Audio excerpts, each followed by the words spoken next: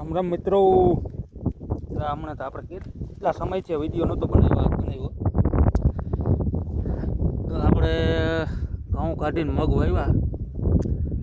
14 તારીખે વાવતર શરૂ કર્યું હતું. 14 માર્ચ પછી 14 એપ્રિલ ગઈ અને હવે 14 મે આવે તો અહીં વઢાઈ જાય લગભગ. આ પહેલી તારીખ છે 5મા મહિનાની. હવે 13 દીની વાર છે આને વાટવાની. હાલ સારો બેસી ગયો. આમાં હિંગું છે આમાં તમે જોવો એટલે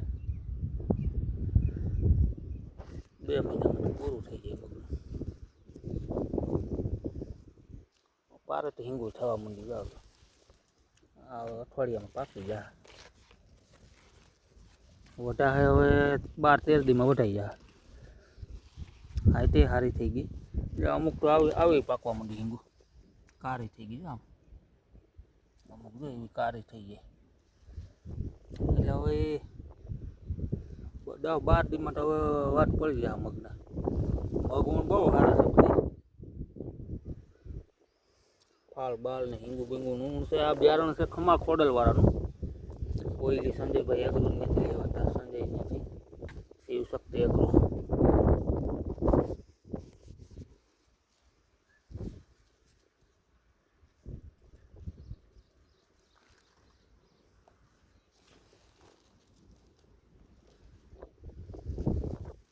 ધીરે ધીરે ફૂલડા ઓછા થવા માંડ્યા.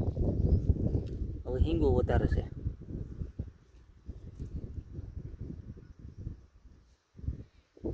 અને આ 7મું પાણી હાલે. હવે પાણી 1 કે 2 પીએ, 1 પીએ કે 2 પીએ. 1-2 પાણી પીએ હવે. હાલો મિત્રો, તો રામે રામ.